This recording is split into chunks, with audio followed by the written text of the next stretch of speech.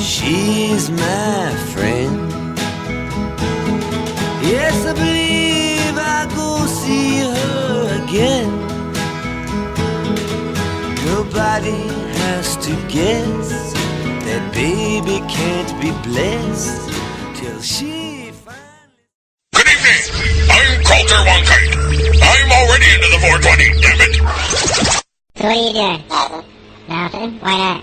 Trying to get on this Lifestyle Radio website. Sounds like a cool website. Yeah, it's alright. Oh, wait, I might have it. You might have it. You're listening to Lifestyle Radio. The opinions expressed during this show are those of the individual participants and do not necessarily reflect the opinions of their associated organizations or Lifestyle Radio. You're listening to Lifestyle Radio.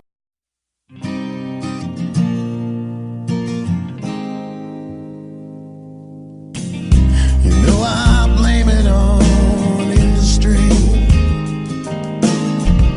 I blame it on my own hypocrisy. Miseducation and politicians. No one's willing to step up and speak. Hello, everyone, and welcome to the Pace Radio Show. We are being broadcasted live here at lifestyleradio.ca as well as .net. Plus, you can catch us at 420radio.ca. We're live at Spreaker, TuneIn Radio. We're also at Shoutcast. Tonight, my joint host is Northern Ontario Kim Cooper, and she has brought us a guest, someone who works to get the education and information out to those who need it. But before we learn more about our guests, Kim and I are going to have a quick chat. And we have a bit of a guest, a short little brief update during our news from somebody. So stay tuned for that. So, Kim, how are you tonight? Oh, I'm doing all right, Al. I'm doing all right. Northern Ontario weather is taking a nosedive, so we're not too bad today, but it's been really getting cool the last few weeks. Oh, really? Well, I know on my long-range forecast, I've still got another week of this 28 to 32 degrees Celsius and sun. I think it's only one day they're calling for rain. It's finally, nice. Here, what are we, just a day away from the change from summer to fall? And I know in our neck of the woods here, summer has just finally arrived. It's only been here for a week. I know. We had such a shitty year this year. I mean, really, it was the summer that wasn't. Yeah. Yeah, exactly. It was. Summer, it was a bummer of a summer. You know? It was. It most certainly was. I mean, the girls outside, the plants and whatnot, they didn't really appreciate the weather this year. You could really tell from harvest. I know at this time of the year, I get an influx of people sending me pictures of their harvest, and everybody's usually fairly excited. They're looking at cutting pretty soon or picking dates and stuff like that, and everybody's kind of like, "Oh, this is a bummer." Yeah, I know. Every long weekend we went camping, it was like cold. Like, you bring your a hoodie, a light jacket and stuff like that, because it was getting down to single digits, even on the, at nighttime. So, but yeah, summer of a bummer summer, that's for sure. Okay, in our news, let's get away from the weather. We have to get our meteorologist license here. But in our news, I don't know, did you see that article on Ontario considers pricing of recreational cannabis at $10 a gram? I posted that. It was out for like 15 minutes when I seen it, and I posted it right away. I can't believe it. They want to eliminate the black market with $10 a gram weed plus tax. Plus and tax, that's going to eliminate the. Don't forget the plus tax. There's going to be GST on that, people. Well, that's not $10 a gram out the door. It's going to be plus tax. It's going to be plus tax. Yeah. It's not. Yeah. It's going to be more than one tax. Oh, for sure. It's going to be like gasoline, right? You've got your base price, and then you've got X number of taxes that are levied on top of that, and that's what we're looking at. So if this is their plan to eliminate the black market, we're looking at an epic fail. Yeah. And actually, when you read this article, it's on CBC.ca. It says the New Brunswick government announced a deal for 9 million grams the first year. The press release says the company estimated the total retail value. Yeah, so $80 million. That's $10 a gram. Yeah. Yeah. Provinces across the board, they're looking at $10 a gram. That's what they're using as their base price. Yeah. It's not going to fly. There's no way No. that's going to fly. You can buy an ounce of weed from, your local guy in the apartment down the road for, way less than $10 a freaking gram. Yeah, exactly. Well, we know how much tax they're expecting to make $100 million in tax. Yeah. So and the higher gram, then the higher tax revenue they get, right? And that's what they're looking at. It's all dollar signs for them. Oh, for sure. The current average price of cannabis in Ontario is presently $8.65 a gram.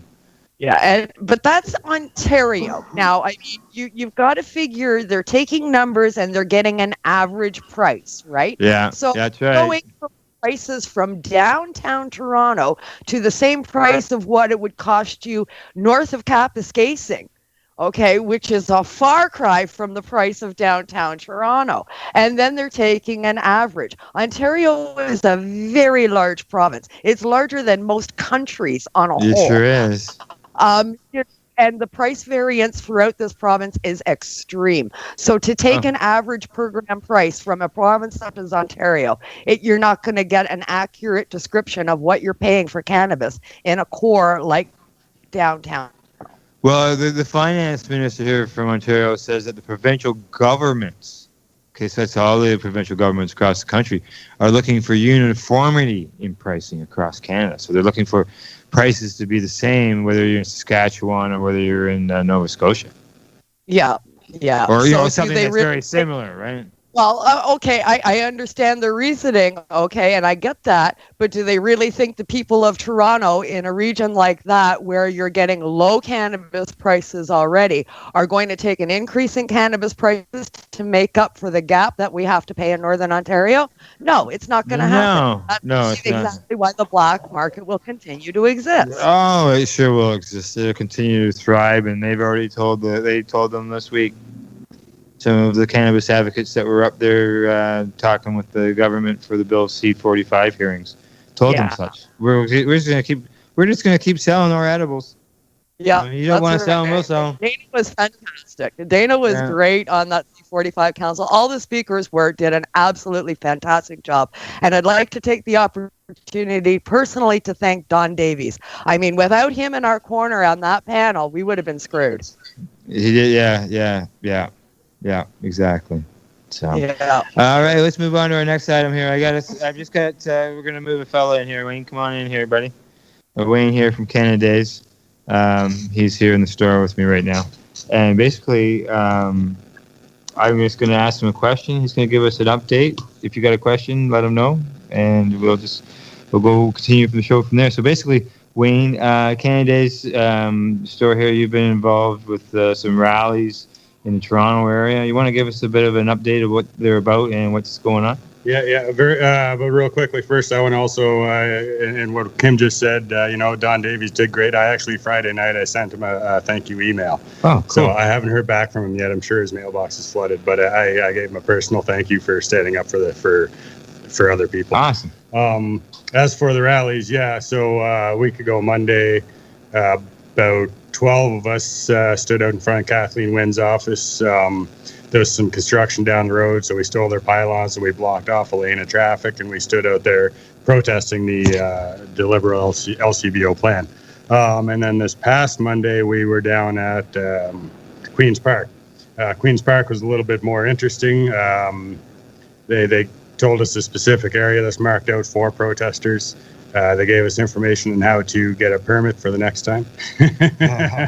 And so there's about 15, 18 of us there, and a couple people lit up joints, and then the security, I don't know, about 7 or 8 of them came down the stairs, and another 4 or 5 are standing on the stairs. And they told us that the Speaker of the House has requested that nobody smokes any more cannabis on the property. And there was some people smoking cigarettes, and they said, but cigarettes are fine? And he said, yeah, cigarettes are fine. No cannabis. And people started saying, well, we're medical and all this, and they don't care. And so one of the people at the protest called Paul Lewin. I had him on speakerphone, and Paul said, The Speaker of the House lives in that building. It's his front yard. It's private property. They are entitled to make whatever rules they want. If they're asking you not to smoke, there's nothing we can do about it. So after that, we were going to go following Monday coming to the LCBO, but Mark and Jody Emery jumped in and said, we should probably do it at Queen's Park again, throw some money behind it, get a permit, get the speakers going, get some tables out and have a much more bigger to the point event. So, I was in agreement with that. That sounds like a good thing. So we're going back on October 7th from 2 to 5 to a place where there's going to be no smoking of cannabis, even medical. And then at 420, you can imagine what's going to happen. So in setting up the permit, Mark posted that in setting up the permit, the security in charge of issuing permits said that any cannabis smoking on the property will be met with a charge of trespass and being escorted off. All right. That seems so wrong to me, especially if it's a medical consumer. For me, I'm at a protest. I can't stand up. I can't walk for all that long before I'm in some really extreme pain, like knee bending pain that'll bring me to my knees. If I'm not doing something to medicate, it used to be that I was, on all kinds of morphine and Toradol and this and that and the other thing, and these pills that would numb the pain enough for me to get through the day. Now I use cannabis. So if I'm in extreme pain where I can't fulfill my wishes to do this protest, how can anybody have the right to stop me from using my prescribed medication during a legal protest? Yeah, that's that's kind of how we felt, but nobody was in a position to be arrested. Nobody really wanted to be arrested. We were there to make a point. So we asked where we could go, and they pointed down the way to this little grassy knoll in the middle of a traffic circle, and that's where we spent the next 4 hours in the middle of traffic protesting. Holding up signs Wow. as people drove by. And the signs are now here in the window. It was an extremely dangerous location for them to tell us to go to, but they said as soon as you walk off that curb, you're Toronto Police's problem, not ours. There you go. Okay, now we got the Speaker's house right now. So if you're at Queen's Park, is there different rules? I don't know if the actual park applies, but they definitely enforce it on the grounds of the house. Yeah, you're probably at a different location than where the rallies are held. Yeah, we're right at the front doors too. Yeah. Okay, so October 7th, 2 to 5, Queen's Park. 420 light up. There you go. Okay. Be there, people. If I was there anywhere in the area, I will definitely be there. Please go in on behalf of me, if you can. Any listeners out there in the Toronto area, I encourage everyone to attend. It's time to stand up for our. I don't know. Did you hear about what's going on tomorrow, Kim, at the Toronto Police Services? No, I haven't. Please inform us. So at 1 o'clock, there's a bunch of people meeting on the second floor. It's let me look up the address while I'm talking here. So there's a meeting with Toronto Police Services about unjust arrests, and they're trying to get as many people out there as they can. So basically, if you've ever bought from a dispensary in your life in Toronto, and you want to stand up for all those people that risk their freedom to serve you, you should probably get out there. I'm just looking for the address right now. Here it is. It's at 1 o'clock at 40 College Street. The actual meeting is held on the second floor. But I mean, with as many people as go to dispensaries, we should be able to fill the second floor. We should be able to fill the stairs. You should be able to fill the first floor, and there should be people flowing out onto the sidewalk. These people that are speaking on behalf of dispensaries, they need the support of the Torontonian customers. So All right, there you go. I mean, people are lined up down the street and out the door at these dispensaries when they open up their doors. They should all be there fighting on behalf of these places. Oh, for sure. I know the one in Peterborough. They'd have a lineup half an hour before the store even opened. But That's right. when the employees went to court, there was only like 4 of us there, 5 of us there. That was it. Yeah, all close friends. Yeah. All right. That's sad. You need these people to come out. That's right. We sure do. Okay, Kim, we've gone a little long. We got to bring our guest in here. But thanks, Wayne. Thanks for the update there. No problem. Hope we get some extra ralliers out there for you. I hope so. All right. Let's see. Our guest tonight, as I mentioned, I said helps to get the information and education out to those who need it. And that's very, very, very, very important.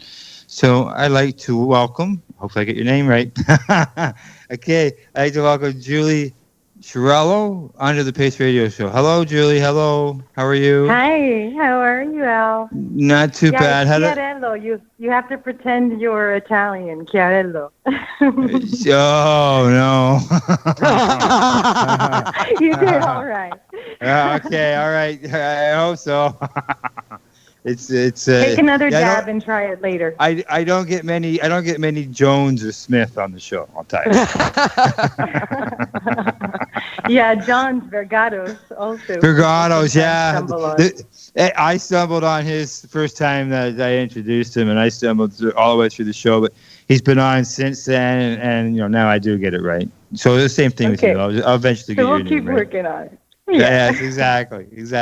He actually commented that was probably the worst pronunciation of his name ever. Well, you didn't. I'm a little bit nicer than Johnny. Thank you. Okay. All right, Julie. I'm just basically going to hand the reins over to Kim to get her to get things going, and I'll jump in as we go along. All right. Wonderful. Thanks for having me. Oh, hey, thank you for appearing on the program. We always appreciate it. Okay, Kim, over to you. Thanks so much, Al, for the wonderful intro, and I know we'll be hearing from you. Julie, my friend, I meet up with you at every event that I go out to. I get out to as many as I can, not as quite as many as I'd like to, but living where I do, it gets difficult at times. But I meet up with you all over the bloody place from coast to coast. I see you at meetings and at events and always working hard. Julie Chiariello, for people that don't know you, you run SKUNK Magazine. Also, The Highway is the brand new publication. You're the love of the life of John Vergados. You are been known in the cannabis community for a very, very long time. A pillar in the community and a friend to all. The lovely Julie. So how are you tonight, hon? Oh, Kim. I'm doing good. Thanks, Kim. I really enjoy seeing you out and about too. I appreciate your approach and how you really approach the whole community in its entirety. And you keep covering the stories. So thanks for having me on. I'm doing good. I'm in my office. I've got my candles lit and my joint is lit. And I'm just here hanging with you guys. Awesome. Well, I want to get started by, first of all, let our listeners know. Let's start at the beginning. How did you get your start, my friend, in the cannabis community and with SKUNK Magazine? Let's start right from the very get-go. All right, that sounds good. Well, I grew up in a small town in Cali, and at 16, I tasted my first cannabis.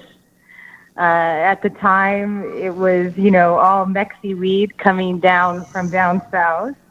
And so I had stems and seeds, and that was my first experience.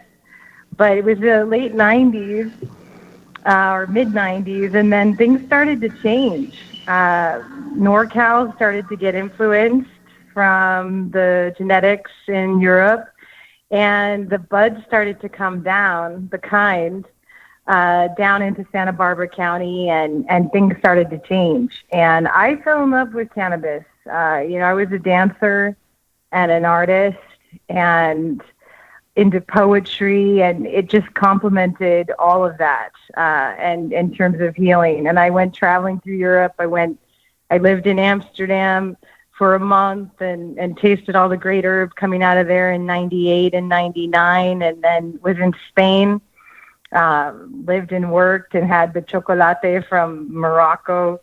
So I just fell in love with the culture, and then I left it and worked in the organic health and wellness industries, the yoga industry. I managed a yoga studio and taught yoga to kids, and also sold an organic yoga clothing line. And I got into this whole idea of empowered consumerism and sustainable business on the planet and organics and our soil and our health and how we're interconnected with, how we work with our resources. And that journey led me into cannabis. Eventually, I met a man who owned a vaporizer company at a party, a mutual friend's house, and we started talking, and I was in transition from the yoga industry, and he invited me in. And that led me on this wild journey globally where I got to travel throughout Europe, throughout North America, to all of the biggest shows and develop this brand and take it out and keep on seeding, the brand everywhere I went. And Canada became really close to my heart. I was working with West Coast Gifts and KDK and others, and started to develop it here. And I came to Treating Yourself back in 2012, at the end of 2012. Yeah. And I Good old met TY Expo. John Vergata. He actually wasn't allowed at that show. He had been kicked out by Marco. And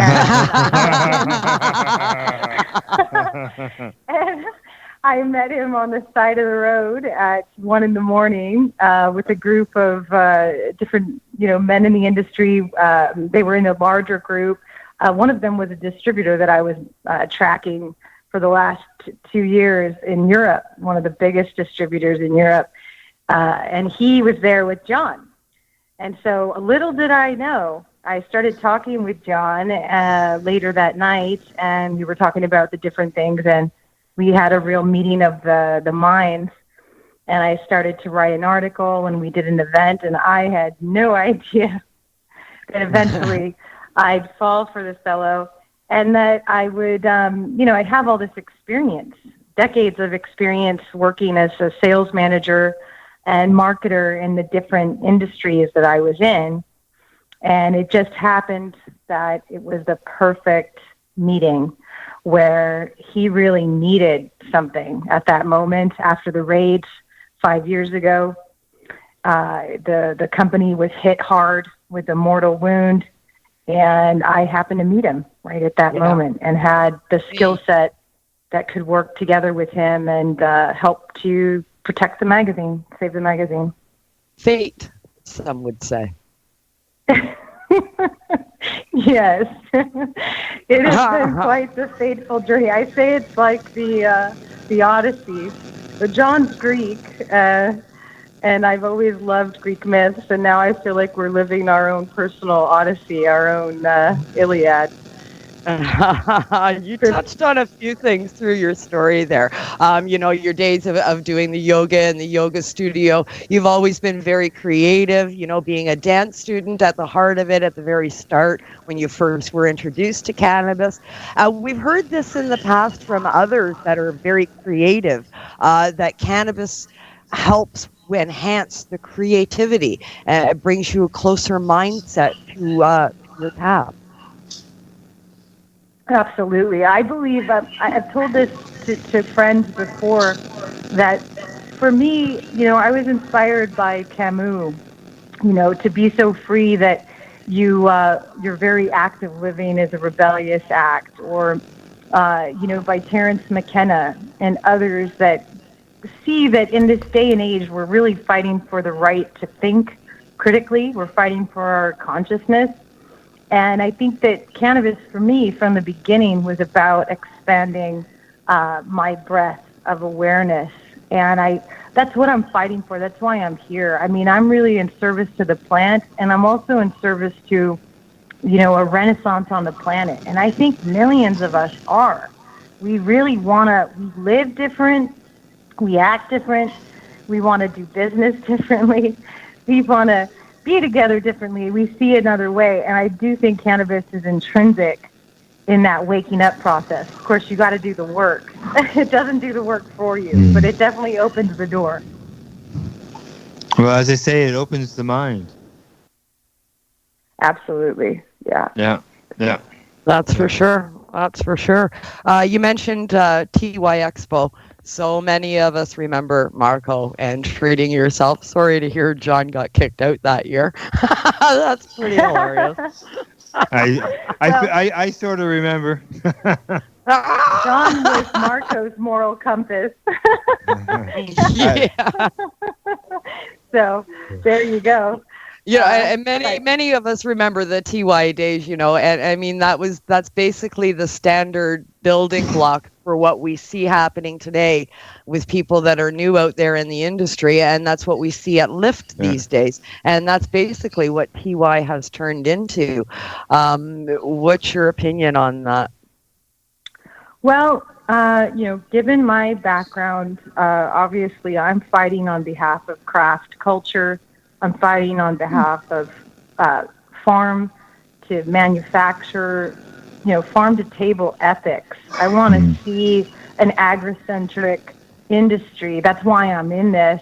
And I think all the craft makers and all of the artisans and the experts in the field are the most beautiful aspects of our industry.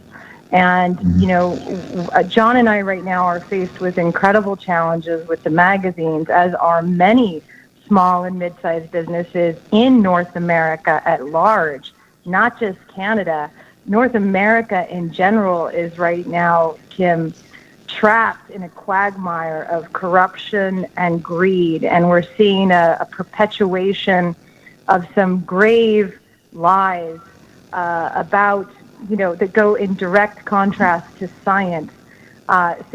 Right now, for me, when I think about treating yourself as an American, when I came to Treating Yourself, I was astounded by the first Treating Yourself Expo. We had intelligent Canadians. They had money. They were interested. They were engaged. It was a gorgeous atmosphere. It felt so free. It felt so wonderful. We saw the capability. We got the taste of what at that time was the model for the world. Everybody thought that Canada was the model, because I was all through Europe at that time, and I was in California, and I was seeing everything that we were going through with 215, and I was just looking at you guys going, wow, you guys got it made in the shade. You guys are there. And then it just couldn't take a more bizarre, dark turn. And to see where we are now, fast forward, when you look at Lyft, there was a time 2 years ago that we signed an LP, and then we let them go later, 7 months later, when we realized, wow, these LPs aren't going to play nice. And they're not going to play nice, not because of themselves, but because of the government, which I believe, and let me know what you guys think, but I believe that the one that has created this beast is the government itself, in that they made these companies dump millions and millions of dollars into a model that will never be able to make that kind of volume and profit. As you guys were saying before you invited me on, they're fooling themselves that they think all of us shrewd and savvy and intelligent buyers and creators are going to go with a system that it pales in comparison to the one we have. That's foolish of them. And so now they've created a beast that is never going to be fed. It's maniacal in its desire to get profit. Out of what? You can't squeeze blood out of rock. So that's my standpoint, Kim, and thanks for bringing that up, because it is, I think, what everybody's feeling really upset about in some senses. Yeah, absolutely. It's on everybody's mind right now. I mean, there's no way that this can succeed, in my opinion. No. They're using a method that they used in the 1930s when the alcohol prohibition ended, where they went after the people who were illegal and try to shut them down and start up their own system. And they're doing the same thing with the cannabis issue. But this is 2017. This isn't 1930. People are intelligent. People can, there's already an industry that's there that's worth billions of dollars. Just bring it into the fold. Why start a whole new one? Absolutely. That's right. That's right. They're starting something from scratch when an industry already exists, and they're begging to be licensed. License me. Charge me your fee. I will pay it happily. Give me that paper that says I can legally fucking do this and pay my taxes and open schools like Colorado did and, help the homeless and get people off the street and everything else with all these tax dollars in an industry that already exists. But no, the government wants to wipe everybody out, criminalize those that built this industry, and start again from scratch with unrealistic prices. Who the hell is going to shop there? Yeah, give our tax dollars to the police. That makes a lot of sense. Now, it basically, I agree with what you're saying, Al, in that they've gone back in time. They're acting like we're at the start of the industrial model. I mean, what are they thinking? This is not going to work. It's not going to work. People are so much more savvy. We've got Bill Blair. I call him Franken Blair. I mean, he really is half dead. He really doesn't know what he's talking about. And it is going to blow up in their face. I believe that. But I think that right now we're going to have to suffer through this kind of quagmire of ignorance, these lies that are being perpetuated about children. There's no mention of our endocannabinoid system. I mean, there's a complete ignorance of science on every level. Thank God, as you said, Kim, Davies stepped in and was able to say some very clear things about the fact that they are ignoring an industry and all the craft makers and all the business people that are simply asking to be legal. That's what this has been about all along. Not about the government making money off the people, and not about the police continuing to make their dollars off of criminalizing innocent people. Yeah, and I mean, black market, when they try and paint this black market cannabis in the same light and with the same brush as those in organized crime, that really gets under my skin. Organized crime doesn't go to the government and ask for a permit. Thugs don't go to the government and say, hey, bud, I'll give you money for a permit. Let me do this. The only people that do that, that's right. They don't pay their taxes, They don't have reputable businesses that, with a good following. This is not, organized crime and thugs and people of this nature. That's not the element that does this. If somebody's coming to you asking for you a permit, then that is a reputable business person that's looking to do things correctly. Or for a license. A half decent license method, not something that they have set up now. Like we've had past guests from, I believe it was from Colorado, where they said it was only $4,000 for them to buy a permit to grow cannabis for dispensaries, to sell to dispensaries. Yeah. Here are million dollar businesses. Okay, ladies, it's break time. Wow. That fast already. Wow. Yeah, fast. Yeah, she's gonna fly tonight. That's good. Got your wings on. You're not doing. You're still doing any Karma Cup testing. You must have a lot of samples left over. Oh yeah, I've finished. I completed the testing. I got the judging part done, but I mean, we did like one little dab out of each package in order to get the judging done. So now I'm just enjoying it all. Get your wings on. All right, tonight bumpy music is by the Lab Cats, and we're going to hear a bit of the song Coffee and Pot, because I'm sure it'd be nice and enjoyable to sit around and have a coffee and smoke some joints with Julie first thing, when you're talking cannabis. So, and then Kim and I will talk with Julie when we get back. This is the Pace Radio Show here on lifestyleradio.ca. Julie, when we get back. This is the Pace Radio Show here on Lifestyle Radio. Hang up and try again.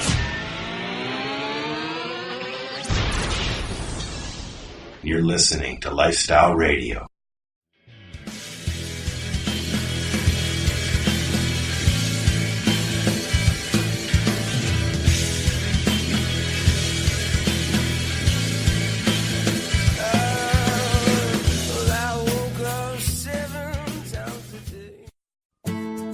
Canada, the time to act is now. These days, your customers are seeking variety. Increase your earning potential by expanding your inventory with CC Nexus, Canada's largest cannabis seed wholesaler. CC Nexus stocks over 60 reputable breeders, including Canuck seeds, with a wealth of autoflower, regular, feminized, and CBD strains. All first-time customers will receive a free pack of Canuck seeds, plus a mug, t-shirt, and additional promotional materials. Add strains and increase your profit with CC Nexus, your Canadian-owned and operated wholesaler of cannabis seeds. Discreet, worldwide stealth shipping from Canada, supporting you locally. Call today, 1-844-843-7995, 1-844-843-7995, or visit us at ccnexus.global. The following is a public service announcement from the Canadian Therapeutic Cannabis Partners Society. The Canadian Therapeutic Cannabis Partners Society is a non-profit organization dedicated to ensuring improved access to therapeutic cannabis and cannabis byproducts in Canada. With a federal government that has committed to legalizing cannabis, we feel it is our duty to ensure that the medicinal use of cannabis doesn't get lost in the process and that there are clear distinctions made between the medicinal and recreational use of cannabis. It is our mission to ensure that government regulation doesn't get in the way of a sick, disabled, or terminally ill person's right to use or produce this amazing natural health product. If you would like to get involved, you can contact us on the internet, www.canadiantherapeuticCannabisPartners.com, on Facebook, CTCP Society, or search Canadian Therapeutic Cannabis Partners. CTCP now operates a medicinal cannabis signing clinic. If you want to grow your own medicinal cannabis and are located anywhere in Canada, then I'd like to suggest that you give them a call. They can be reached at 1-613-967-9888. That's 1-613-967-9888, and grow on with CTCP. Man, have you been to Cannadays yet? Cannadays, Campbellford's premier cannabis culture shop at 19 Bridge Street West. They've got bongs, oil rigs, grinders, and papers. Everything you need for consumption. They've got seeds, soil, nutrients, and dome trays too. Everything you need for cultivation. Get top quality seeds from top suppliers like Canuck, Crop King, and wholesaler Nexus. Cannadays. They've got all kinds of awesome cannabis novelties, clothing, and apparel. I know, right? It's a lot more than just a bong shop. Interested in gaining legal access? Cannadays can help. They're a PACE information center. You know, people advocating cannabis education. Come by the shop and check it out. 19 Bridge Street West, Campbellford. Cannadays. Have your say without saying a word. Cannadays.ca. Growing your own vegetables, flowers, or even medicinal plants can be a challenge without the right equipment and proper know-how. At BMA Hydroponics, not only are they your urban horticultural experts and suppliers, but their staff holds the customer's needs paramount to making a sale. Family-owned with decades of experience and knowledge, they offer free advice in person, by phone, or email.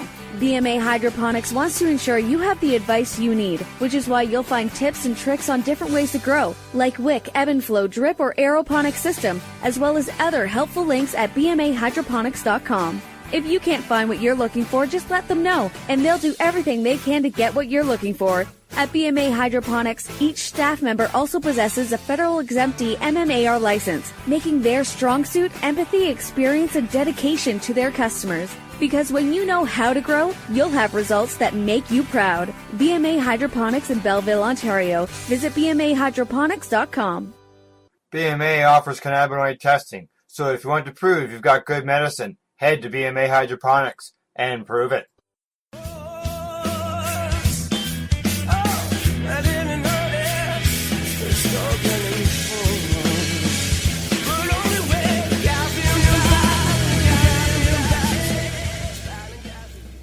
Hey, we're back. It's the Pace Radio Show, and we are live here at lifestyleradio.ca and .net. I'm also live here at the front window of Cannadays in downtown Campbellford. Wayne opens the store late, Allows us to do the radio show here from the window, watch the police go by, lights flashing, ambulance go by with the lights flashing. It's all pretty interesting. And across the street, I got a couple of people sitting over there. I'm calling them my studio audience. So, and if you miss the live show, you catch podcasts at YouTube, Mixcloud, iHeartRadio down in the U.S. And talking about Coffee and Pot, don't forget, catch Coffee and Pot with Terra Marijuana Wednesday mornings here on Lifestyle Radio, 9 a.m. Mountain Time, 11 a.m. Eastern Time. And today on the show, we have our guest, Julie Chiariello of SKUNK and Highway magazines, and I'm sure we're going to hear about them here shortly. And my joint host, Northern Ontario, Kim Cooper. Yeah, I got a studio audience across the street. Sometimes it's 3 people. Excellent. It's always good to have a studio audience. It is. I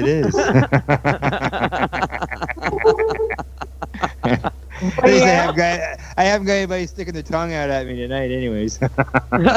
Mine usually consists of my dogs, but... Oh, God, it's awesome. Even getting a favorable mention from some local cash carrier, Brinks. So yeah, you just never know. You just never know. Okay, Kim, Julie, I know you guys got some stuff you want to talk about. Yeah, for sure. Thanks for welcoming us back, and glad to be back on with Julie from SKUNK Magazine and the latest mag out, The Highway. Lots has been going on at SKUNK and The Highway as of late, Julie. Lots of changes, lots of turmoil. You guys are persevering. You're hanging in there.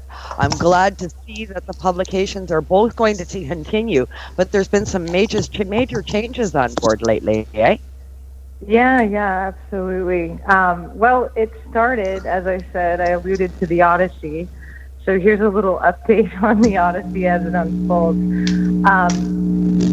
Basically, when I met John, it was after the raid. Because of the way that they went after genetics and preventing genetics from coming in, it was something that changed the nature of how the magazine was functioning. And we had to change the way that we were approaching clients. We couldn't approach European cultivars the same way that we once did. So we started to change. And because of my background and because of John's focus for the last 10 years on organics, it was this idea of going towards those companies that were really the leading edge of farming, the leading edge of organics and sustainability. And so that was the focus of the last 3 years. And it was very successful in many senses because a lot of those companies, it doesn't matter what state we're in terms of prohibition or legal, they'll be okay either way.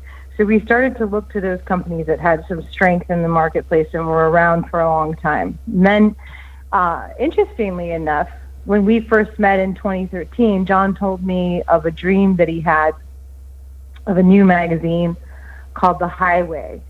And we talked about it one night in Boston at an event that we were doing with Harvard National Lampoons. We went there with the Vaporizer Company, Magic Lights, and SKUNK, and I invited Lagunitas Spear, and we had a wild time at the Lampoon Castle on the Harvard Square there. Right on. And yeah, and it was a wild time, and John told me one night, middle of the night, just about the stream of the highway. And funny, I had no idea. I wasn't working with him at the time, but we launched it together. And we launched it in the black. It launched in Highway Canada, Highway California. And it was just so incredible to turn the ship around, so to speak, course correct, and be hurtling forward in a very strong way on behalf of craft culture and on behalf of just all of us who are standing in solidarity for this. And the first issue was fantastic as well. I mean, I've got copies of the first issue, and it's been great ever since. I have the rest of the issues as well here. Great mag. Thank you. Yeah, it's a whole new feeling from Skunk. It was really very important that it was rich with beauty, lots of white space, very pleasing to the eye, and also was rich with meaningfulness and the change makers, the thought leaders, the ones who really were evidence of a renaissance in some way. And that's what the focus was. And people loved it. And that being said, our bank processor, credit card processor of 15 years kicked us out right after the first issue. And that dropped us into a quagmire, which I want to touch on because it affects many companies still in the industry. I had 5 companies while we were getting hit that were also getting hit, having their resources tied up, having their companies go to the brink of exhaustion and desperation, robbing Peter to pay Paul. And so this is still something that we're all under the duress of, many of us, that you don't know when your banking solution's going to end. And this is one of the things we've been fighting for under legalization. So that almost took us out. We went for 8 months without being able to process credit cards. And that's an eternity. That's an eternity in a business world, 8 months without credit card processing, especially a magazine. Large proportion of your funds come from online. Yeah, and all at once, basically, we like to charge our cards all at the same time because we have large fees with shipping and printing. Yeah. And so if you have to go after people for a check or PayPal, it becomes a process of madness. Yeah, for sure. And it's too much for a small business. Yeah, exactly. When we should be focusing on expanding. And so that being said, fast forward to 8 months, that coupled with the fact that little did we know, North America, which kind of had an air of promise last year in terms of which way things would go. I just remember a distinct sense of just feeling like just maybe, something can come good of some of these things that are happening. And now fast forward 12 months, we can see that we're going to be probably fighting for the next 10 years for the type of agricentric craft model that we want to see in some senses. Some of these battles, I think, are going to be brutal because they're starting out from such a restricted place. And in California, where I'm from, we saw it for sure, and it affected the way that we could do Highway California magazine because we saw essentially craft companies, small and mid-sized businesses, some companies who have been in the industry for 30 years even, questioning their sanity, saying, look, I can't afford these, $250,000 licensing fees, top that with all the restrictions and requirements and guidelines, and the hoops just keep getting bigger and bigger. And the only ones that can jump through are the multi-million-dollar corporations, which is what you see happening here. So all around you see greed, you see ignorance, and you see the corporatocracy seeming to win. I feel like I'm in a Star Wars movie. Yeah, for sure. No, I feel you there. But I mean, is this all by design by governments to push us out? People say that of course this is the way it's happening. It's the way that they designed it to happen because it's the only way that they could push us out and not look bad to the general public. It's the same thing they did with alcohol prohibition. Yeah, no, that's the thing that's quite maddening. I mean, listening to the talks this week, I'm going to get back to the update on Highway, by the way, but I just listening to the talks this week and just hearing them just kind of perpetuate ignorance with referring to children and protecting children when I know, like, for instance, 7-year-old brave Michaela who, healed herself of leukemia by the courage of her parents. Yeah. And she's a bright, mentally bright, sharp little girl. Oh, she's not little anymore. She keeps growing. But we know about our endocannabinoid system. So there's something that feels almost dystopian, and I think that a lot of us are feeling this, that such lies could persist in the face of discoveries that were patented, back in the 80s by the U.S. government. So come on, we're dealing with decades here. I feel a little bit like I'm Galileo in the Dark Age, where information is being suppressed in an alarming fashion, so much so that we question our sanity. Yeah, a lot of people feel we're going backwards, Mm-hmm. But, the Highway and Skunk, they are not going backwards. They are going forwards and full steam ahead. No, absolutely. John and I are fighters. He's Spartan, and I've adopted a Spartan sense over the years of this fight to always kind of course correct and keep evolving. And so what we're looking at with the Skunk and the Highway, Skunk is 15 years old. It's been devoted to organics and sustainability for so long. No other cannabis cultural magazine can really say that. It's helped growers around the world to source and understand true genetic history, to become educated as growers properly. And so it's a very cool legacy to protect. And then with the Highway, it's all about the green renaissance and about essentially showing evidence of the thought leaders, the ones that truly are holding the line, and keep telling those stories to keep us inspired so that we can keep on going out there and fighting. And the way that we're evolving basically to remain agile is, I just kept hearing my clients say, hey, 60% of my business is being done on Instagram. On Instagram, I can stay agile.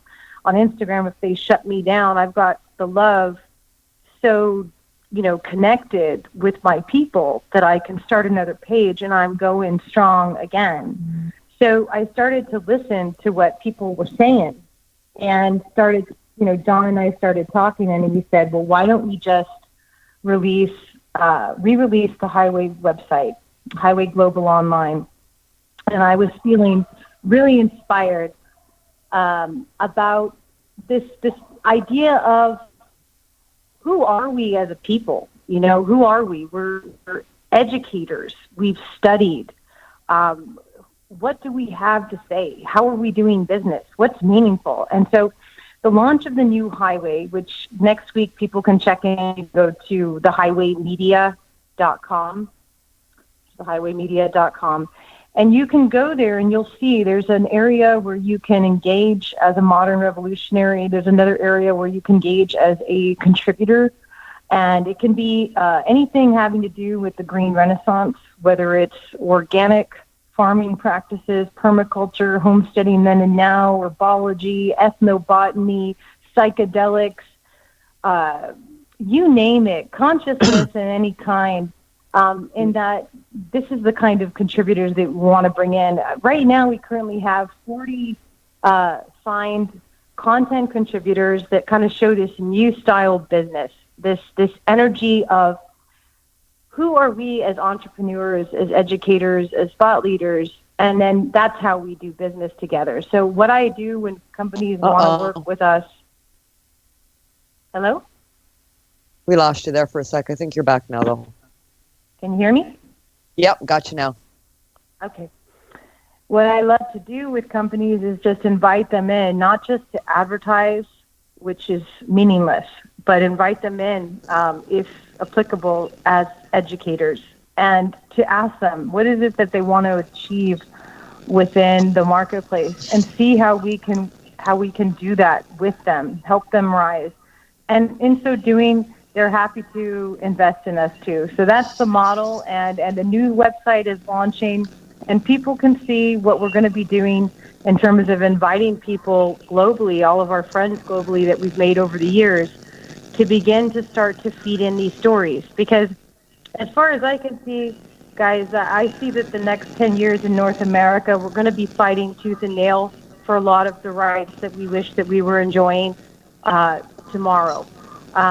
globally, we can see there's some areas that are much more progressive than North America currently, and some areas that are more in a quagmire. So I think it's very interesting to start to become more agile, start to go more digital. Skunk will still have its 5,000 doors of Barnes and Nobles across the U.S., and it's still a for-sale magazine, and it will still be an educational guide for the grower. So that will remain. Highway Canada is still in print.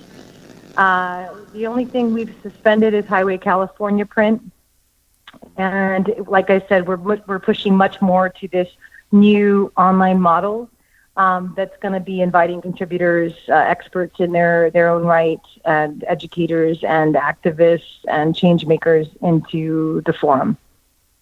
Awesome. Awesome. Well, I enjoy the Highway. I'm glad to hear that it's sticking around and you guys are persevering. The split off from Skunk and allowing the Skunk to concentrate on, what it's done for so long, so well, and educate growers and help growers grow the best product out there that's available, with the best resources and the latest innovations, that's been its niche, so I'd like to see that continue. But as you said, there is a need really for these stories to be told. There are so many people out there that have a lot to say and are excellent writers on bringing our community up to speed on the things that are happening within our communities and around the world. This is a global issue, and what happens in one place does affect the next place down the road. We're all in this together. So having a new entity like the Highway that can highlight those stories and bring all of this information to light in a brand new venue, I think it's wonderful. And you're doing a fantastic job with it, Julie. Thank you, Kim. I appreciate that. Thank you. Julie. And I just don't think, I don't think another cannabis cultural magazine has yet devoted itself to the energy of not just business as usual or ego boosting as usual or money making as usual, but instead this idea that we are stewards, we are servants to the plant, and we're also stewards to a better way of working with our resources on the planet. That should be the top of the conversation, and the fact that this is healing to so many people as we move away from these different systems that have really poisoned us as humans on the planet. For sure. Go ahead, Al. Yeah, what I was wondering, Julie, was when it comes to the articles in the Highway, are they do you have a standard set of writers, or are these are contributed articles from advocates and people who like to write about things across the country, or is it a mix of both? Well, we're in this wonderful bridge, so thanks for asking the question to clarify.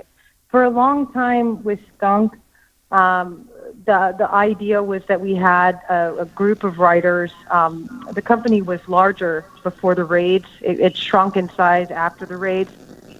And then we had a lot of different contributors placed globally, different styles of writers that John had back, and of course the Rev. Yeah, good old Rev. Love the Rev. Yes. Hey, Revski. Revski's going to start to do weekly online blogs. We're getting a lot of our writers from before to start doing online weekly articles. We can hear more from them and more frequently. Oh, excellent. Excellent. That's one of the shifts. But basically now what you're seeing is when we started to launch the Highway, it was this idea that a lot of these companies, let me give a shout out to Gideon from Dragon Elixirs. Gideon, he came on as my Highway Canada social media lead, and he has been wonderful, and he's an entrepreneur, he's a business owner, and he's also an expert in his skills. And so this is who I am too, and this is who many of us are in the industry that are on the leading edge fighting for something very cool. And so he came in, and I'm helping Dragon Elixirs to tell the story of their brand through education, not through the plug of the brand, but through articles on herbology, on pairing, on absorption, things that really help people, things that if you open it up, you go, wow, I learned something, and I'm actually going to take advantage of that new knowledge that I have. A lot of cannabis magazines, you're just reading the same stuff over and over. It's just the same meaningless stuff that we've seen forever. Instead of like, wow, that was really insightful. I didn't know that I could use this combination of herbs to heal my my menstrual cycle irregularities. I mean, Dragon Elixirs has a femme tincture that I've been using that has motherwort. I'm an herbalist too. I studied herbology and got a certificate as a Western herbalist. And I love the fact that they're doing these wonderful compound herbal blends infused with cannabis. So these are the kinds of things that we want to encourage. And so when you look at the highway and how we're working with companies, Al, to answer you directly, we want to find those people that are really cool and have true knowledge, and we invite them in, and they write. But the cool thing is we give a bio and a link back to their website. So we actually help them get results-oriented activity business-wise, so it translates to dollars, which we can't just be all about ideals. We have to do good at business. And right now, especially, we have to show that we're going to be smarter than them at business, and we're going to work around their tyranny. And so we've got to get kind of scrappy right now. And so the best way, I think, to do it is through content and through engagement and through meaningfulness, because a lot of us are going to go more towards that than what they're trying to shove down our throats. Well, for sure. And I know there's so many people out there with so many stories to tell, and they are so good and well-versed to do these things. Now, they may not be writers by trade, but if they have a story to tell, I encourage them to write it and submit it. I mean, you could get published, and this is the kind of content that we're looking for.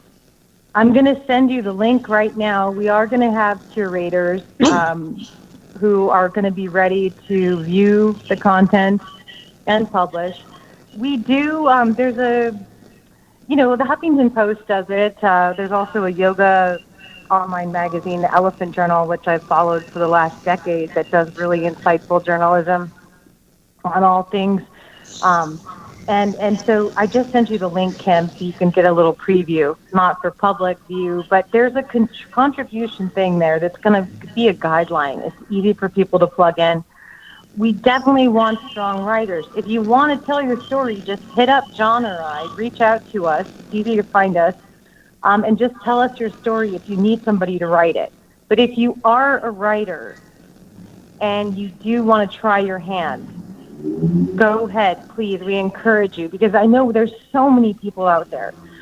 So I meet them every day. Kim, you guys do. Al, I'm sure you do too. You meet people, you're like, wow, you have studied this area of serving your patients for 30 years or 20 years, and you're so passionate, and you know so many inspiring stories of healing, or awakening, or just things that are going to help people to get up and go and say, yeah, I'm going to fight today. I'm going to fight again for what I believe in, because I see all these others around me that are doing the same thing.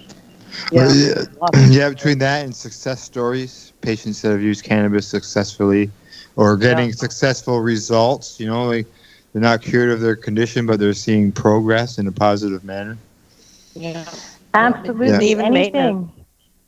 And like I said, it's opened up at this point to herbology, to ethnobotany.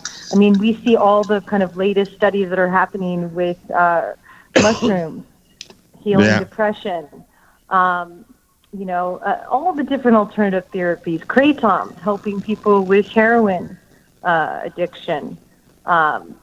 So these are all things that we feel are showing evidence of us as a humanity continuing to evolve and access more of our natural inborn talent, more of our natural inborn capabilities on the planet that have just been abused because of greed and ignorance.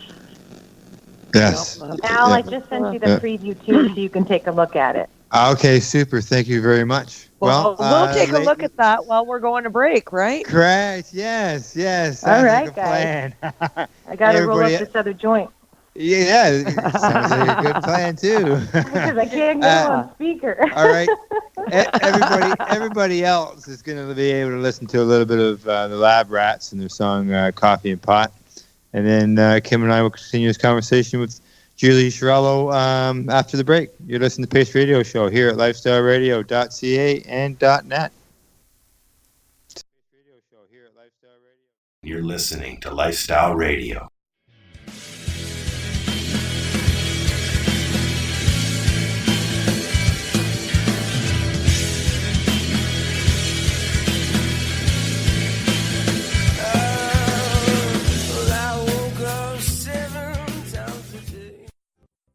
Growing your own vegetables, flowers, or even medicinal plants can be a challenge without the right equipment and proper know-how. At BMA Hydroponics, not only are they your urban horticultural experts and suppliers, but their staff holds the customer's needs paramount to making a sale. Family-owned with decades of experience and knowledge, they offer free advice in person, by phone, or email. BMA Hydroponics wants to ensure you have the advice you need, which is why you'll find tips and tricks on different ways to grow, like wick, ebb and flow, drip, or aeroponic system, as well as other helpful links at bmahydroponics.com. If you can't find what you're looking for, just let them know, and they'll do everything they can to get what you're looking for. At BMA Hydroponics, each staff member also possesses a federal exemptee MMAR license, making their strong suit empathy, experience, and dedication to their customers. Because when you know how to grow, you'll have results that make you proud. BMA Hydroponics in Belleville, Ontario. Visit bmahydroponics.com. BMA offers cannabinoid testing, so if you want to prove you've got good medicine, head to BMA Hydroponics and prove it. Man, have you been to Cannadays yet? Cannadays, Campbellford's premier cannabis culture shop at 19 Bridge Street West. They've got bongs, oil rigs, grinders, and papers. Everything you need for consumption. They've got seeds, soil, nutrients, and dome trays too. Everything you need for cultivation. Get top quality seeds from top suppliers like Canuck, Crop King, and wholesaler Nexus. Cannadays. They've got all kinds of awesome cannabis novelties, clothing, and apparel. I know, right? It's a lot more than just a bong shop. Interested in gaining legal access? Cannadays can help. They're a PACE information center. You know, people advocating cannabis education. Come by the shop and check it out. 19 Bridge Street West, Campbellford. Cannadays. Have your say without saying a word. Cannadays.ca. Hi, this is Al Graham of the Pace Radio Show. Are you keeping pace, as in keeping people advocating cannabis education? If you're not, and you're a cannabis consumer, then why not? Others are working hard every day to help educate people about cannabis so you can enjoy your daily 420. Get involved and speak out. Be loud and proud so that you can keep pace. Tune into the Pace Radio Show every Wednesday at 8 p.m. Eastern Standard Time to hear about people advocating cannabis education here on lifestyleradio.ca. Canada, the time to act is now. These days, your customers are seeking variety. Increase your earning potential by expanding your inventory with CC Nexus, Canada's largest cannabis seed wholesaler. CC Nexus stocks over 60 reputable breeders, including Canuck seeds, with a wealth of autoflower, regular, feminized, and CBD strains. All first-time customers will receive a free pack of Canuck seeds, plus a mug, t-shirt, and additional promotional materials.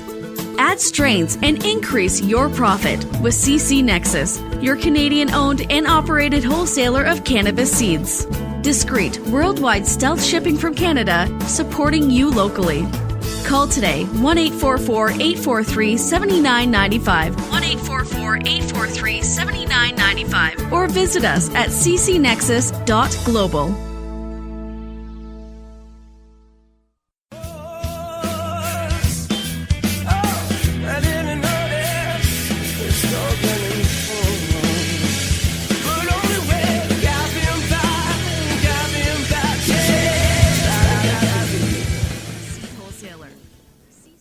Welcome back to the Pace Radio Show, and thanks for tuning in. Tonight's bumper music was by the Lab Cats, and if you've we got to hear their song "Coffee and Pot," but they have other music as well, and occasionally we'll play some of the other songs here. But if you enjoyed the song from tonight, "Coffee and Pot," or any of the other music that you may have heard from them, then I suggest that you search for them on YouTube or go online someplace. Tonight on the program, we are joined by our guest, Julie Chiariello of SKUNK Magazine, as well as The Highway, and my joint host, Northern Ontario, Kim Cooper. And Kim, I'm losing my voice. I can hear that. And you gotta practice your Italian, Al. Yeah, no. The K sound. The CH is the K sound. So K sound? Yeah. Chiariello. Corallo. That's all right. I'll take it. Okay, all right. Well, it's better over than Chiariello, right? Yeah. Okay. All right. It's progress. And then next time I'll talk to you, I'll get a little bit better. All right. Okay, ladies. We got about 15 minutes here. Short last little segment. Perfect. Well, I'm glad we're back. I know we don't have a whole hell of a lot of time. We've discussed the highway. We've discussed skunk a little bit. Did a little bit on every topic, just about. I want to get in some time on John and his court case. Is there any chance you can give us an update on what's happening? A quick overview for those that don't know. John Vergado's, Julie's partner and co-owner of SKUNK and The Highway, was charged with seed distribution or seed sales quite some time ago. The charges were stayed for quite a number of years, and then they were reinstated. Julie, what's happening with the court case so far? Okay, thank you for asking. Yep, John Vergado's editor-in-chief, my partner and co-owner at SKUNK Magazine. Those charges that came to him almost 5 years ago now were on behalf of genetic importation. And he was fighting basically for genetic diversity in Canada and was a key person that was helping that. And what they've done, fast forward now, he has Paul Lewin representing him. Paul is wonderful, a fighter on behalf of human rights under this, genocide that we're seeing with prohibition, with lives continuing to be torn apart. Paul is representing John, and it's been quite an interesting year, Kim. As you said, they brought the charges against him. They dropped them. John actually came out to California. Then they brought the charges back. We had to go back to Canada. And it's been really, really horrendous to have this dark cloud hanging over our heads all of these years. This year, they found out a few new things. And they're quite bizarre. There are things that are quite bizarre that we're seeing in a lot of cases where, they're spending, who knows, millions of dollars to bring charges against people. And then when they get down to it, they're offering things that seem kind of very light. And so it seems like they're happy to keep criminalizing people, racking up the fees, and then they're going to let them off, and who knows what, right? The black market's going to continue. With John's case, it's difficult because if he fights it as a constitutional case and he comes out to try and make an example, it may not make a difference in the climate of legalization that we're going to see next year. We don't know. Or if he takes a deal, it could be something where he's on house arrest for a couple of years, and he is restricted, and it's something that's like, wow, you went through 5 years of hurting who was mainly someone who was a journalist, a writer, an educator, an activist. That's really John's focus. But 5 years of keeping him pinned for what? For 2 years of house arrest and fees and all of this. It's like, what are you doing this for? And so that's kind of the hypocrisy right now and the kind of quandary that John is facing. And they haven't decided yet. Him and his lawyer have not decided yet exactly how they're going to want to approach next year. We're looking at April 2018 for John to head back to court. So they're really also pushing this out. They keep pushing out the dates, a whole year in advance. And so that's also something quite interesting. So we're going to have to wait. And that's what it's been. It's been a waiting game where we'll be waiting until spring of next year to see what is the climate here in Canada and what is going to be the best mode of approach for John in the case at that time. Okay, so where it sits now, we're looking at 2018 in April before he goes back to court. Paul Lewin is on the case. Now, Paul Lewin is on the case. That's great news. Great lawyer. He worked hard on the Murnaugh case. Matt Murnaugh's lawyer as well. A lot of people go to Paul Lewin for their work in the cannabis community in Ontario. I'm glad to see that John's getting representation from Lewin. I know, Kim, I believe you've brought this up when you had John on the show, but you like time frame, like 5 years plus. You got another year to go, and you think, there's that Supreme Court ruling, about time frame for court cases. Like, geez. But you see, the way they get around that with John's particular case that people can't seem to wrap their head around, and I know it's difficult to wrap your head around it because it's so frickin' ludicrous. What they did was they stayed the charges.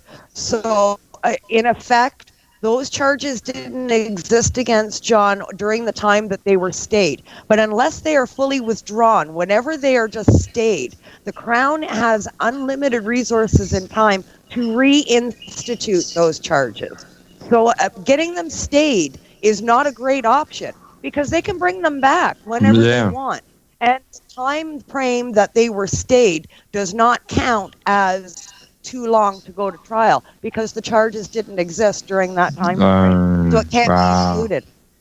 So that hangs over the person's head. In this case, John's, and it affects Julie, is obviously. It affects everybody. Yeah. It affects two major businesses, Skunk and The Highway, all of its readers, the countless employees they've had over the years, numerous lives, hanging the balance. That's why when people tell me, the charges got stayed, it's like, well, you know what? That's not necessarily a good thing. No, it isn't. Like I said, it's like a dark cloud over people's eyes, and that's why when you look at this fight, this cannabis fight, and you think about the fact that this has happened globally in governments around the world, the type of destruction that they've caused in lives and relationships, we all know that financial distress and stress coupled with the fight to stay alive is one of the most challenging things for us as humans. So the fact that this is happening globally, and even, you have people sitting life in prison for cannabis in U.S. right now as we speak. We're talking genocide. We're talking, people still dying of cancer unnecessarily, opioid addiction, PTSD, 22 soldiers killing themselves. And meanwhile, John and I's life, which is, how can we complain? We're not sitting in jail for a lifetime sentence, and we're not, faced with PTSD and no access to cannabis. But we have PTSD for sure from this experience of fighting for something that we believe in, and yet continuing to be viewed as criminals for something that, like with this feeling of illegally healed, that we are all experiencing. Oh, for sure. I mean, basically at the heart of it, you guys are journalists. You're operating, with journalistic integrity. You have an upstanding business with your 2 magazines and everything else, and they're coming after you for spreading information, making seeds available to people to grow a plant should not be considered a crime in this country. That's for damn sure. Certainly not. And the way that they're trying to monopolize seeds and clones right now, with allowing only LPs to sell and cutting out the experts, cutting out the breeders that have devoted their lives to genetic science, and then to have certain LPs, one in particular that has gone overseas and bought a company that also is the only one that is allowed to sell seeds into Canada. So we see everywhere we look this monopoly feeling, like you were saying. We're looking at, right before the Depression, right? This is what it feels like. We're like, wow, they really boldly, blatantly, in the light of day, are creating a monopoly for the world to see. And they're doing it on the backs of the poor children and the criminal element in the black market. Those are the two grave lies that they're telling that are basically convincing the mainstream that the way that they're approaching this is the correct way. Yep. Yeah. He's have an easy opportunity to expand because expansion licenses are readily available, but brand new licenses take years. So the rich get richer while they get bigger and bigger and bigger and have opportunities, endless opportunities to grow. But by the time a new one gets started, there's no room. And majority of the people who are growing cannabis have got nothing to do with the criminal element. They're growing it for themselves. Maybe keep their heads above water for light financial benefits, but or even break even, pay my freaking hydro bill. I was hoping that somebody would come out with that on the panels, and maybe I missed it. Correct me if I'm wrong, but I was hoping that someone would come out with the true statistics of who is truly the cannabis industry. What is it comprised of? And what you see is law-abiding Canadian citizens who the only law they're breaking is the one with their cannabis work. Every other way, they're servants of the community.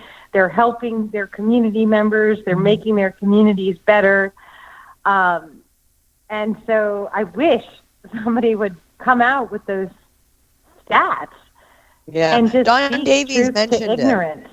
Yeah, John Davies did come out with that in his speech, and he did mention it. Now, he didn't have actual numbers or stats, but he did mention people. He mentioned off a few names and stuff like that, and he's like, okay, all these people have legitimate businesses and are paying taxes and are coming to us for permits. These aren't criminals. Nobody has a criminal record here. They're all business people. He did mention that, but he didn't give actual stats. Yeah, for sure. I mean, I thank God for Don Davies on that panel because he was the only one that was bringing stuff up that needed to be brought up. Yeah, he was amazing. Well, it's just so weird because a lot of people who came out could have spoken more, but they were also restricted in their theme and just also the ridiculous way that they did this, where they made it huge long days. And I was reading that normally with these types of things they would give much more time and much more dialogue. And they crammed them all in like they did like 3 days in one day. Well, we had Kirk Tusaw, who was supposed to speak in person. They pushed his day so that he had to speak by video. There's just kind of shenanigans, which seems like what they're all about is perpetuating these shenanigans. And it's sad because, in terms of right livelihood and people being able to make a living, to create a legal industry that was regulated intelligently based upon the existing industry, and to just simply give permitting, and it's so sad. It leaves such a bitter taste in your mouth to know how many millions of lives could be improved by having a positive cannabis industry that allowed proper licensing at the different levels of manufacture and service to the community. Yep. Well, the feds are off their nut, and some of the provinces, some of them are look like they're going to be doing okay, but some of them are like, oh my God, are you kidding me? I mean, I've lived in Ontario my entire life. I was born in Toronto. I've been a Northern Ontario resident for just over 15 years now. I'm seriously considering leaving the province. Yeah, I know. John and I were discussing moving to Spain. Because North America is just an absolute quagmire. It's like, which way can you turn? I mean, I was joking about it, but it wasn't very funny. at the Karma Cup of just how everybody's going back to black, you know. And that a lot of people who we have known and loved in the industry see no other way. And that's sad. That's a very, very, very sad thing that they would have to make that kind of decision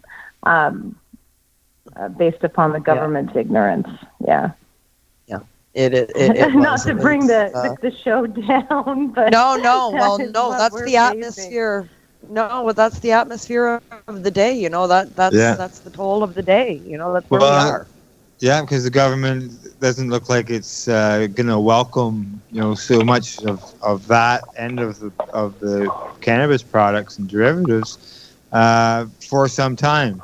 They say they are going to start looking into the edibles and stuff, but there's so much more that could be included in all this. And, the people like at the Karma Cups and the pop-up markets and stuff like that, their time is so far down the road. With alcohol being legalized almost 100 years ago, here in Ontario, we just finally got alcohol in grocery stores. Hopefully we don't have to wait 100 years in order for vape lounges to be able to serve cannabis. And that was something that was touched on with John Tory and Abby Roach there. Toronto Council. Yeah, Toronto. Absolutely. Yeah. That's wonderful. Yeah, it's like, what? You want us to do it in the middle of the road? Which is literally what you guys did. But that's literally what they're saying. And it reminded me of Kirk Tusaw's testimony during the Smith win of it's like, are you literally telling me I'm a criminal when I put this bag of cannabis tea in hot water? Because that's what your legislation says. Yeah. And this is the same thing we're dealing with. Idiocy. Yeah. If my plant is half a centimeter too tall, how much time am I going to serve again? You're a criminal, Al. Exactly. You're behind. You're in the clinker, man. I'm a threat to society for half a centimeter. Yeah, you're a menace. Yeah. You did not trim your plant properly. That's it. You're done, bud. Yes, you're a menace. You got Bill Blair is standing there with his hands wide open. Yes. Give me all that money. Yes. He's Franken Blair. We have to have Johnny do a meme for us. He's Franken Blair. Can you see it? I saw an interesting article. Not Frankenstein. It's Franken Blair. Franken Blair. Well, I think he's got... I'll tell you the name that I've got for Win. It can actually, my husband Steve came up with it. He calls Win Windicund.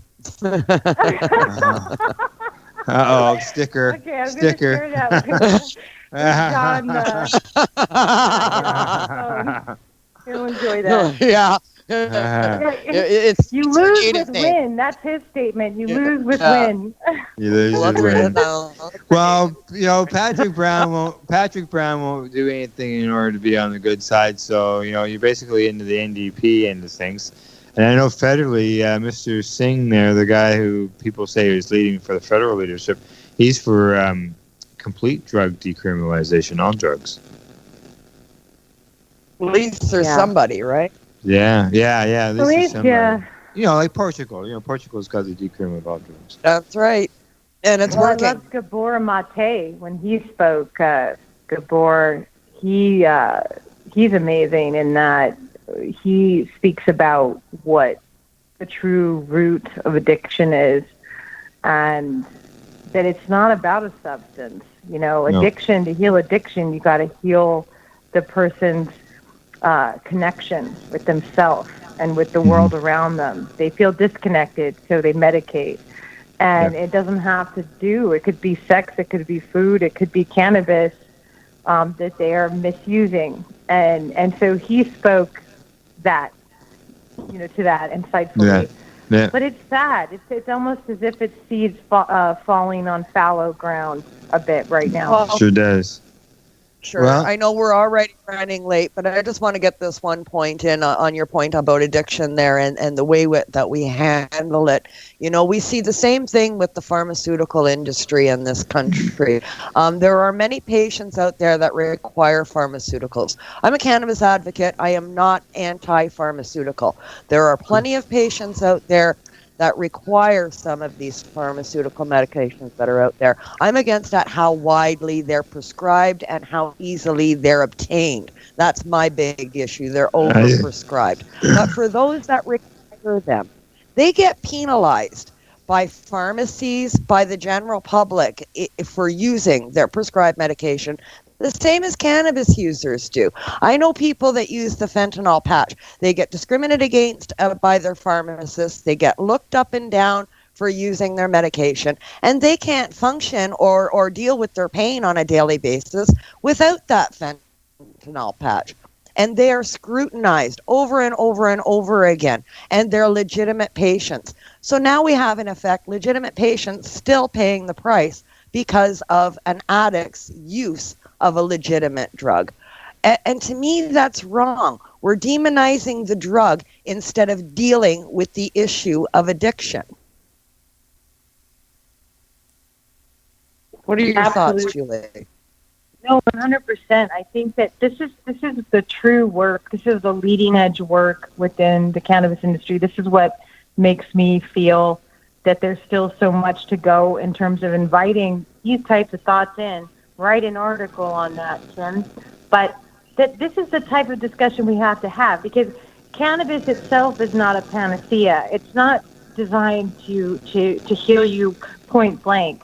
And like you said, you may need a pharmaceutical. Allopathic medicine has its place with integrative medicine. The two, I think, are supposed to really merge, and coupled with preventative medicine, which cannabis is also a part of. And so when you look at this as, holistic health, which is, of course, my background as an herbalist, I'm really passionate about it too, Kim, that you could actually help somebody go to the root of the issue and transform their whole life, their relationships, how they relate with substances, how they relate with food, how they relate with their own emotions.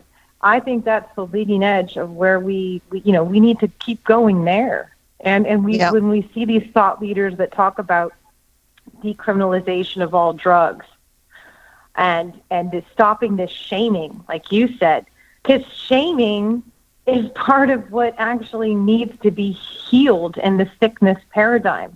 A lot of illness is stemmed in with shame, guilt, and unattended wounds that people got to go back and heal. And that's a part of the healing process just as much as the substances that we imbibe. Yep, absolutely. Absolutely. I thank you so much for joining us tonight, Julie. We've gone way over our time and we haven't even gotten to the shout out yet. So I appreciate you spending such a great amount of time with us and joining us with such wonderful conversation. We'll obviously have to have Julie come on because we can spend more time. Because we're not done. Yeah, that's right. Exactly. I love it, guys. It was so much fun laughing with you and letting off some steam and also talking about the things that are closest to our hearts. Thanks for having me on. Oh, not a problem. We appreciate you coming on, but we have to get the shout out from you first. Who you want to throw a shout out to? Well, I want to shout out to some special people on staff who stuck by our side. As I said, Gideon from Dragon Elixirs and his partner Kareem. They're an incredible company. Check them out on Facebook, Dragon Elixirs. They're herbal tinctures combined with cannabis that can create incredible healing results, and they have different applications of that you can check out. I have my dear friend and woman that I've worked with for many years in the industry, Beacon, and her partner Eric, who have Kind Stems. She's my social media lead in the U.S. She's doing a wonderful job, and she's also prospering her business incredibly. So check out Kind Stems. They're these really innovative leggings that have these wonderful close-up shots of just gorgeous cannabis buds.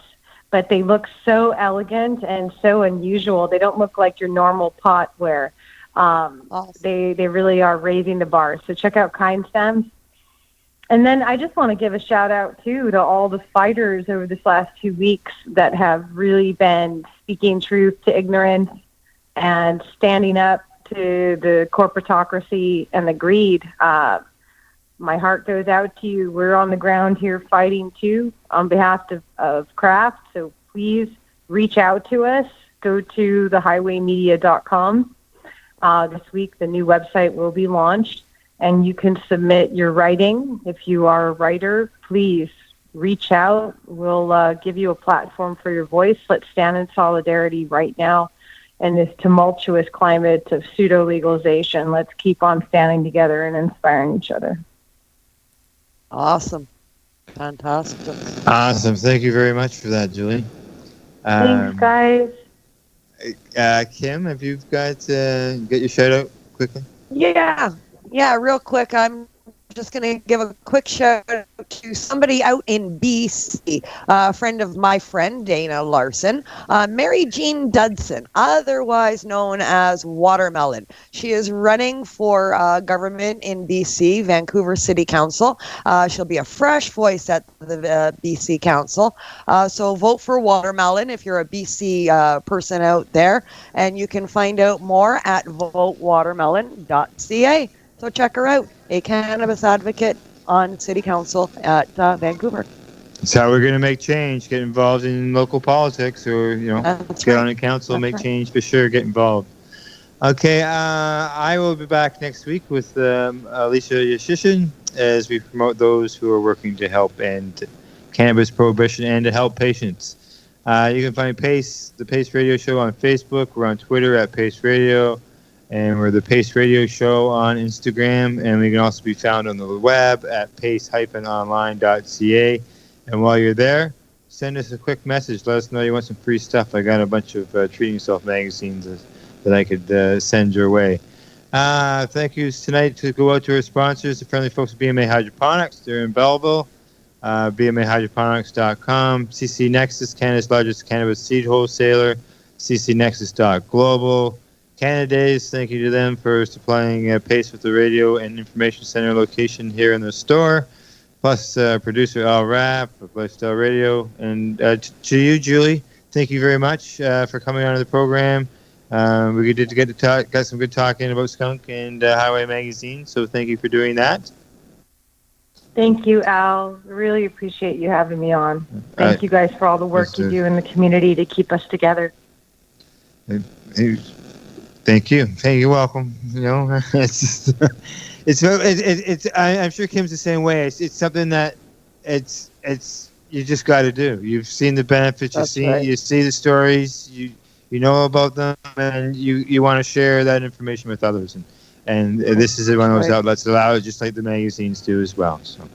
Yeah, we're all compelled to do what we have to do, and we all have our outlets. That's right. Yep, we're in service. And I always got to throw a thank you to our listeners. We always appreciate them listening to the program. Thank you, and good night. See you next week. Good night, everybody. Good night, everyone. Thanks. Good night, everybody. So what are you doing? Nothing? Why not? I'm trying to get on this Lifestyle Radio website. Sounds like a cool website. Yeah, it's alright. Oh, wait, I might have